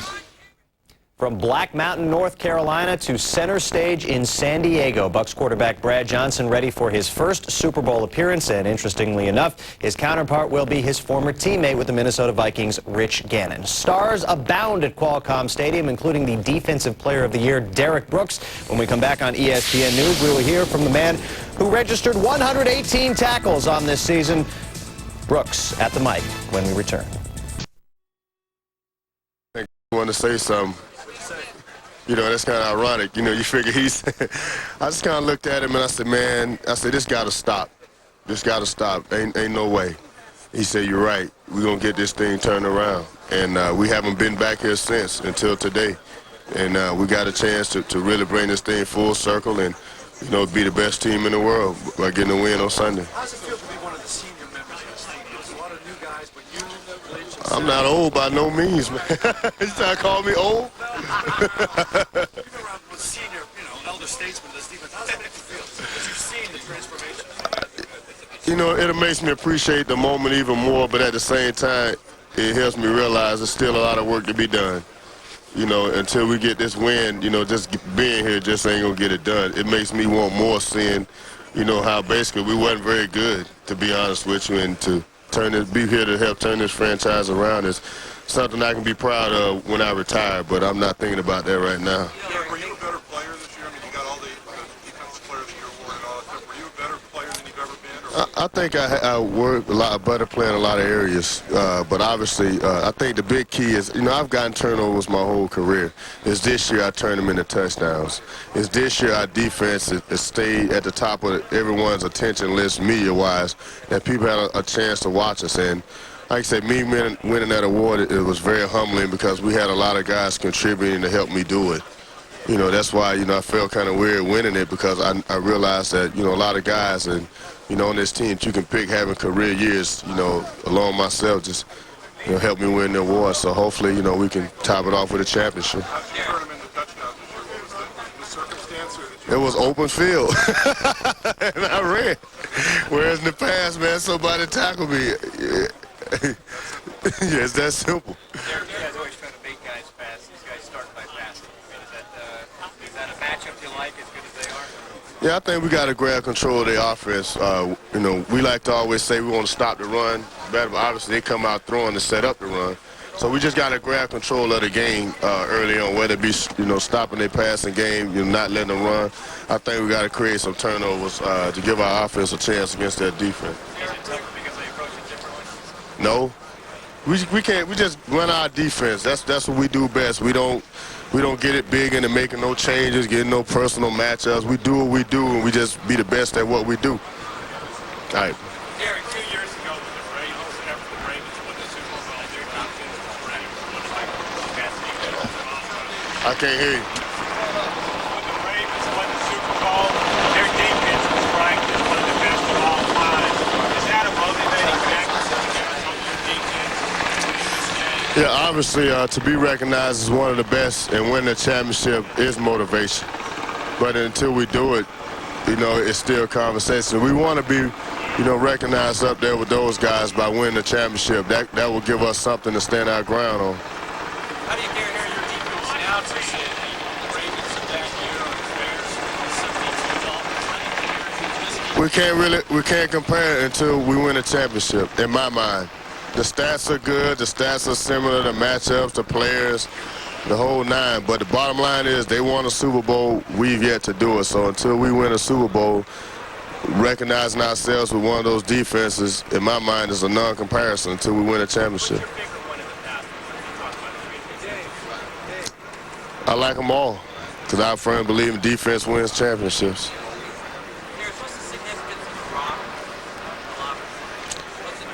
You can't put that rock in the words, man. People make T-shirts about it, but until you really understand what it symbolizes, You know, I really can't. I can't let the secret out about The Rock. They'll kill me. It's like rubbing the wood at the Apollo, huh? No, because you get booed if you rub the wood and don't do good. You look for jewelry, I think. Let me see. Oh. Yeah, obviously I got the wedding ring, which is important, but I think the Super Bowl ring fitting on this right hand is very, I guess it'll kind of make my jewelry collection complete. That's a rock that you want to rub. Is that Super Bowl ring, huh? Yeah, rock, carrots, all the nine. There you go. Yeah, we saw a few pictures of some rings of the past, and you know, it got me salivating a little bit, want that a little bit more. Just kind of seeing all, you know, DeMarco taking a shot to put his ring up there every chance he gets. Yeah, I want to be able to do that too on TV. How does it feel to have scored more offensive touchdowns than probably anybody in your offense? Hey, I'm gonna back down. Hey, I'm gonna back down from that one because our offense been playing well these past few weeks, and obviously me scoring very grateful for that. But obviously we look for our offense to go out there and do all the scoring, and the defense get a couple scores here and there. But hopefully we don't have to go out and depend on the defense scoring. We got to stop teams from scoring. Okay, this is your day, man. Thanks, man. Have a good one, man. All right. All right. Derrick, you've always kind of been in the shadow of the Sapp, and you have to make standing for the crowd. Is that something you're... It's something I'm used to. I'm grateful. But that's just who I am. You know, I don't believe in doing a lot of talking. I believe in doing. You know, I'm a bottom line type guy, so, you know, the attention, I mean, he deserves it. Obviously, he's a great player in this league, but, you know, as far as, I guess, any jealousy or anything other than, that's not who I am, and that's not what I believe in. You know, he does a lot of my talking for me, in a sense. Actually, we roomed together during training camp. What's that like? It's fun, to be honest with you. It's not as bad as people think. But like I say, he respect, you know, we just respect who we are and what we do. We're going through the same things every day. You know, we just sit back and, you know, just, I guess we talk about football amongst other things. Go to bed. From one all-world player to another, Keyshawn Johnson. He had the 1,088 receiving yards, talking in 8 different corners of Qualcomm Stadium. Let's listen in live. Oh, yeah. I actually tried to get traded to the Raiders prior to me going to Tampa Bay. It's a known fact. There's no secrets. Oh, yeah. Oh, yeah. Well, I grew up across the street from the Coliseum. I know the Coliseum better than anybody.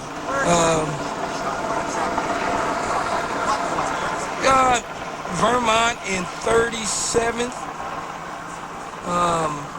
36, 37. I mean, you talk a whole scope. But I know the Coliseum better than anybody. No one can walk. I can walk you through Coliseum blindfolded. That too. I can show you how to pop the locks. But you know, to grow up and watch the Raiders play there and just watch football in general. Near UCLA, SC, or the Raiders high school championship football games were played there when I was a kid. It was a huge thing. It's sad that there's not football there anymore. It's ridiculously sad. I think that whoever the decision makers are, they need to get a football team in Los Angeles. Because, I mean, how are you going to be in LA without a football team? It makes no sense. And the only place probably for that, and a lot of people are arguing this, go here, go there, is the Coliseum. Chicago rebuilt their stadium. Why can't you just redo the Coliseum and play football there? Bring a football team there and let's get it on. That's just the way I look at it.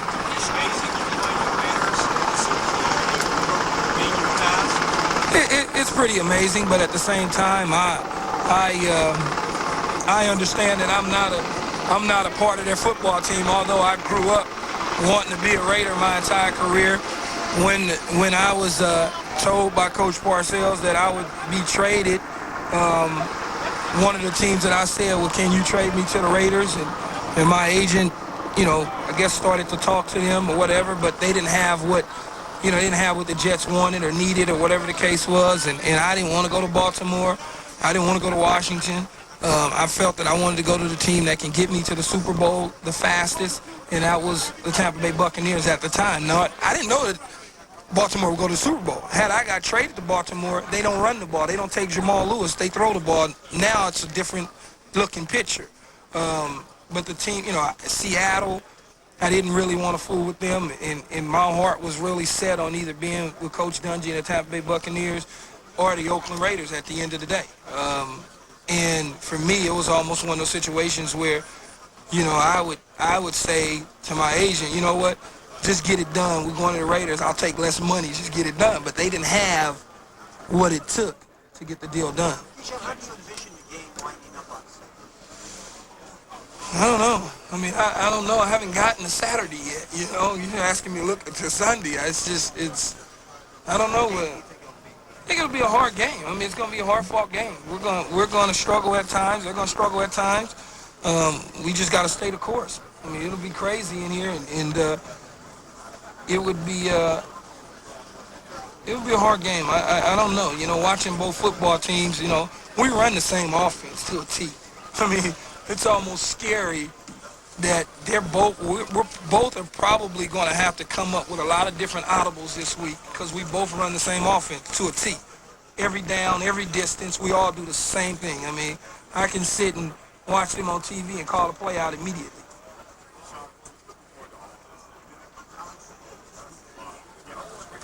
No, I wasn't necessarily looking forward to it, to be honest with you. I'm going to do it because I can do it, and I have to do it. But other than that, if I didn't have to be sitting here with you guys, believe me, I wouldn't be here at all. But because, he's asking me to kind of like, you're doing your job, but everybody's asking me kind of the same things, and I kind of keep coming up with answers for them. So, after a while, you kind of, all right, I got my 5 minutes of fame. Let's go now, But Jon, I got a different question for you. I'm here representing the interest of Charles Barkley. He wants to know what the secret recipe was for your fried chicken and your restaurant reign. I can't tell Charles that. He's hungry. He wants it. I can't tell Charles. My mother would kill me. Okay, Charles, you're actually blaming it on his mom. All right, go back to talking about football now. All right. When you talk about I think Keenan's brought a 12-year veteran experience to this football club that has been lacking in terms of the attitude. I guess I tried to bring it, but still being young when I got here. I was in my 4th, 5th year. I was still kind of raw, or green, or whatever the hell you call it. But he brought in a veteran experience that gives us another option if anything goes wrong on my side. Plus he's just a great person. You're not bringing in a guy who has issues with who's getting the football, and we don't. You didn't bring in that type of person. You brought in a guy who wants to win a championship, who's going to go out there and do all the little things. In essence, what you did was you just brought in a veteran that has tremendous leadership skills. Hold on one second.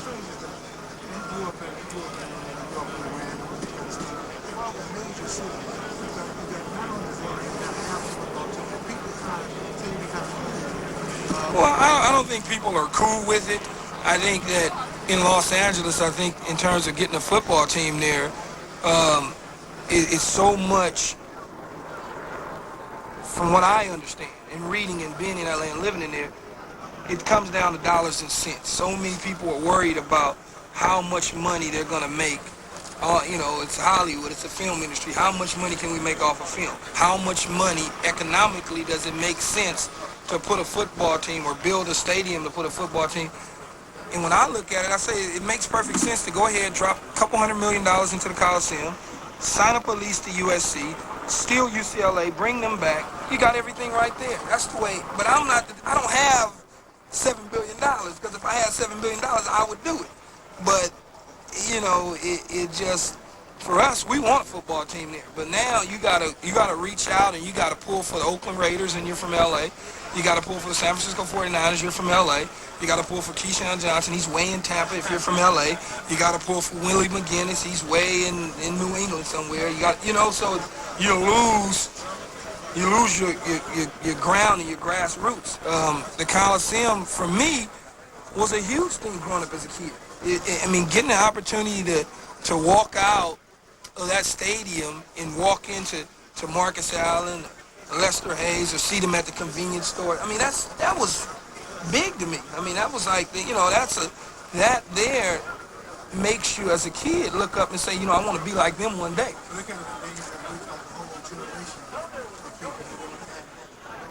You lose a whole generation of people that didn't really have a concept of what the Coliseum is all about. I mean, when you look up, like I said, as a kid, used to hop the gates at USC just to go and watch Chip Banks in, just to see them play and be able to have a conversation with Ronnie Lott. You know, and then when you talk about the Raiders, you see them at McDonald's or a convenience store. That's like, you know, that's big. That's like being in Tampa. When I come and I'm in the store and little kids walk up to me, I mean, to me, I feel good about the fact that they know who I am, they understand, and they're not just talking about, it's just not about football. You know, it's like, oh man, you know, you did a good job to get here, all those sorts of things. And that's, you know, that's incredible. And we just don't, in LA, I mean, the Lakers, they're downtown now, which is great. They're not way in Inglewood, but, you know, Inglewood loses something when the Lakers go way to downtown LA. But at the same time, at least we have a pro basketball, or two, I don't want to say one because Clippers, you know, but two pro basketball teams in LA. There's no reason. There's just no reason that New York has two football teams. Why LA doesn't have half a team? I don't know. That's diehard Clipper fan Keyshawn Johnson, who would love to take home Super Bowl MVP honors on Sunday, but perhaps he should consider changing positions. Wide receivers have only won a trio of Super Bowl Most Valuable Player awards, the last to do it being Jerry Rice. Quarterbacks lead the way with 19. Running backs have won the award 7 times. And, of course, Desmond Howard did it as a kick returner in Super Bowl 31. More news conference action on the way. From offense back to defense, and John Lynch home in San Diego and ready to take on the Raiders. He will speak when we return. Fortunate about their football there, and they're well deserving of something like this from their team. Thank you. John, are you glad you're not called the Yucks? I do. Chris Berman, who's a great Bucs fan, actually called us that on national TV when we played the Chargers here in '96. And I think really got things. Yeah, it got. I remember Sapp coming to the locker room. He called us the Yucks on national TV, and in a lot of respects, in particular as a defense, that became a turning point for this team. I believe we got down 14-0 in that game and came back and beat the Chargers that day. And we went on to have a very successful last half of '96. '97 was our first year in the playoffs, and a lot of people look back to that game here in San Diego as a turning point for our franchise. Yeah, there's a lot. I got to be careful because there's some traditionalists in Tampa who really enjoy that. The colors weren't so bad. The pirate there that was winking at you, that wasn't very intimidating though. John, what are your thoughts? The pressure the team that may not run the ball. I mean, the Raiders came out last week, ran the ball once in the first 3 quarters. What's it like for you guys? Well, we'd love that. You know, it's always the top of our list to take away the run from a team and make a team one-dimensional. You know, I think the Raiders. I think it's been overlooked that they're a team that understands balance and has had balance in their attack this year. Sure, they've thrown the ball a lot, but I think as the year progressed and as games got more important towards the end, they ran the football more. They're a good running football team. They have an offensive line and the backs to do it. And you know, that's always at the top of our priority list to stop the run, and that won't change for this week. John, what are your thoughts about going up against 2 surefire Hall of Famers, Jim Brown and Jerry Rice? Yeah, I think one of the things you learn the longer you play in this league is that you relish the opportunity to play against the best. You know, I think this game showcases that. You have the #1 defense against the #1 offense. You've got 2 guys that are surefire Hall of Famers, and you relish that opportunity. And so we're looking forward to the challenge. What impresses you about those guys is just the fact that they're still as good as they are, as old as they are? Yeah, and I think having heard stories from people like Bill Walsh and players that have played with them, their work ethic of both of them, and you know, I think that impresses you. It also makes me smile because, you know, at 31 years old, it's been said a couple times, you know, that maybe I'm at the end of, you know, and I think what this game shows in a lot of respects is you look at the Raiders, they've got a lot of experienced veterans. John made it a point to bring in a lot of experienced veterans this year when he came in, and I think it's interesting that 2 teams like that end up in the ultimate game.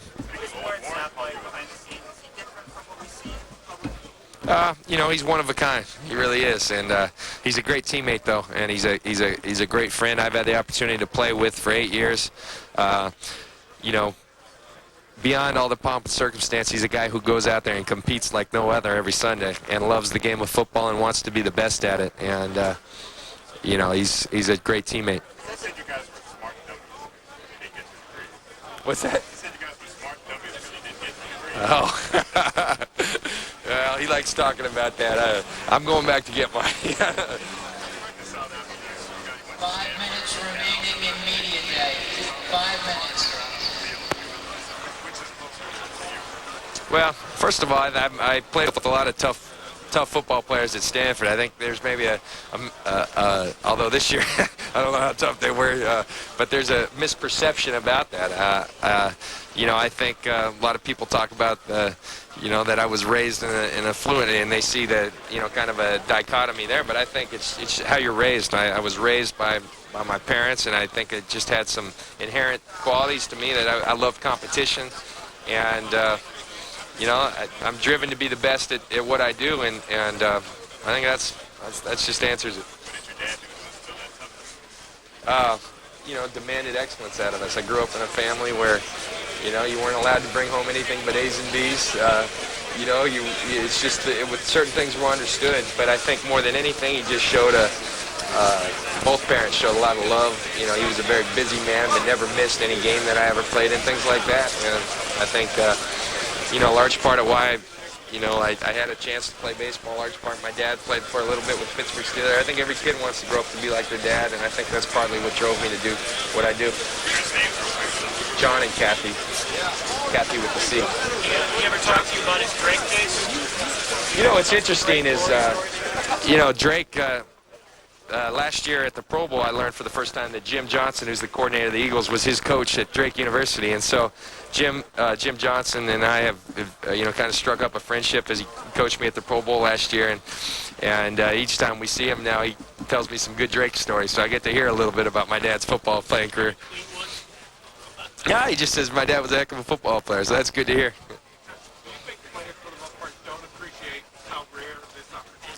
Do players?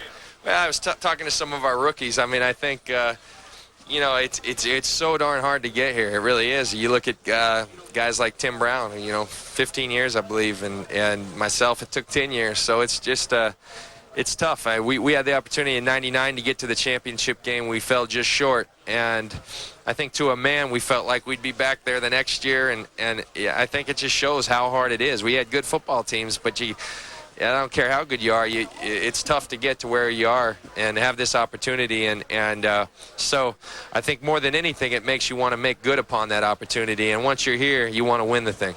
Has that been your motivation since '99, say, just the idea of getting back there? It's been my motivation since I got in this league. I think your motivations are wrong if this isn't your ultimate goal as a player in this league.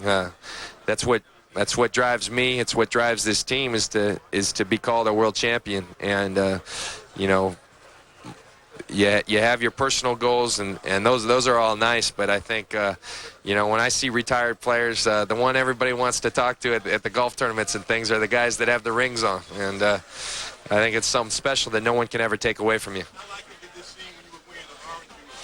Not very, but you know, I think I always stayed positive. I think, you know, we had an ownership group that gave us all the tools to win. We had guys like Rich McKay and Tony Dungy who brought in the type of player that it was going to take to turn around a franchise. And then, you know, Jon Gruden was brought in for one thing, to take us to that next step, and he's delivered upon that. And we have that opportunity this weekend.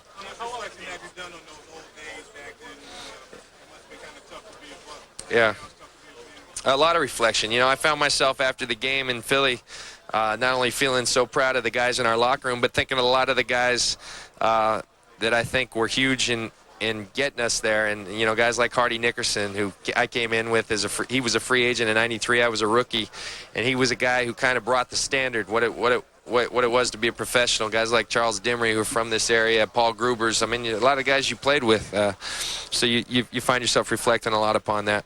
How often do you run into an offense that is dictating what it's trying to do to you guys, and you're actually playing defense and reacting to what they do as opposed to you guys, you know, bringing it to that? Yeah, I mean, I think that's always an advantage in the game, and it's always the cat and mouse game. You want to dictate to them as to what they can do, and I think that's one of our strengths. Well, it depends. That's John Lynch, who many don't realize was recruited as a quarterback at Stanford University. Denny Green turned him into a safety. Not a bad idea. Now one of the best in the biz, and he and the Bucs looking forward to the rarest of opportunities, the pinnacle of the NFL stage, the Super Bowl. And that wraps up the Tampa Bay portion of Media Day. But the Raiders will file toward the podium at roughly 3:30 Eastern Time. And, of course, reports throughout the day right here on ESPN News. Right now, we send you back to Pat Boyle and Dana Jacobson, all of last night's scores and highlights on ESPN. If the only thing in life I'm chasing is notoriety, then I got some problems with myself within. I play every play like it's my last. It's way too early to pat yourself on the back. By no means are we doing that. You just got to go play football and play the best football you can play. And if you whoop somebody, they'll talk about mystique then. You relish the opportunity to play against the best. I like to think of myself as a bad boy at times. My brother living right underneath me was the biggest Buck fan. I mean, just crazy. Jimmy Giles and Doug Williams and the whole hoopla. I mean, would sing the song Buccaneers, go Buck. And I'm looking at him like, you got to be kidding me. Well, you can't imagine how many really hours of tape our guys had to look through to get all of those cliches out of there and get something that was actually meaningful from Media Day. Well, there's some meaningful questions out there. We have the opportunity to take the no huddle, your emails, and take it to the streets here in San Diego to get questions about Super Bowl XXXVII. So let's get a couple of those. Do you feel that Rich Gannon is going to have to come up with any special plays, being that Gruden is going to know all of his moves?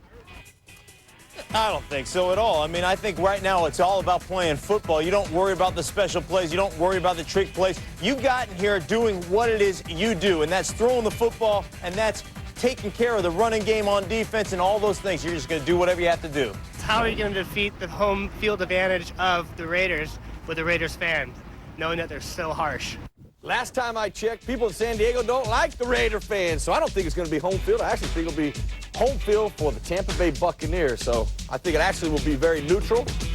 I don't think home field has the disadvantage or advantage for either team in this one. Well, I don't think so either, although there have been a lot of articles written here in San Diego about the Charger fans and the San Diego residents not happy about the Raider Nation sending down here in San Diego. The Raider Nation are leaving a slug trail all over San Diego. That's what they're doing. Well, just a reminder that NFL Tonight continues its coverage from Super Bowl XXXVII right here in San Diego Wednesday with a look back at the last Super Bowl played here. For you. It was incredible. You know, I looked around. Everybody else was scared. I was like, what are you scared for? This is what we've been waiting for. This is our moment. I remember walking out with Leon Lett, and he was nervous. He was sweating. I'm looking at everybody, and Leon was nervous and sweating. And I'm talking about, big fella, you'll be okay. And about 3 steps, I looked to my left, and there was no Leon. He ran back in the locker room. He was so scared. But hey, I look forward to this day. It was, this day for me was unbelievable, man. I remember having a list. I wrote down a list of everybody who ever made fun of me when I was a little kid and I was chubby, and everybody who ever said anything bad about me. And I tried to mention every one of those people and actually go and say, hey, these are the bums of the world. Try and say whatever you can. Try and throw bombs. And I just had a lot of fun doing it. Well, unlike you two pros, man, it scared me to death. They opened the doors and let out. I saw all these cameras, all these people. I was like, what's going on? Is the president out there? They said, no, that's for you. You have to answer all these questions. Yeah. I'm like, oh, I'm one of those guys that just like to go to work, play football. I don't want to answer all these questions. It was real scary for me, man. I wish I had you on my side. You could answer all my questions. Yeah. It would have been another You look a little scared today. Let me tell you guys to watch it. What happened today, though. When I went out there today, first of all, I got about 15 yards in, and everybody kind of bombarded me. I'm still doing interviews. I'm still a popular guy. But I'm telling you, I had a good time there today. Did you have a good time? I had a great time. I had a chance to talk to Gruden a little bit. I walked up to him and I said, hey, Coach, listen, I know free agency's right around the corner. You're looking for a big tackle. And I mean, he sort of looked at me and he said, it could be possible, Goose. It could be possible. So I'm thinking about maybe, going back. I was talking about DeMarco, though. Yeah, well, thank you. But you know what I did take up when I did talk to Coach Gruden for a bit, I was really just surprised, or not surprised, but just in awe of the confidence of the Bucs. All they talked about, we're coming here to win. They're not worried about the Raider mystique. They're here to do a job, get the ring, and go back home. Gruden really impressed me. It was like that he was all like fired up, like he was going to take all the media pressure away from all the players and let the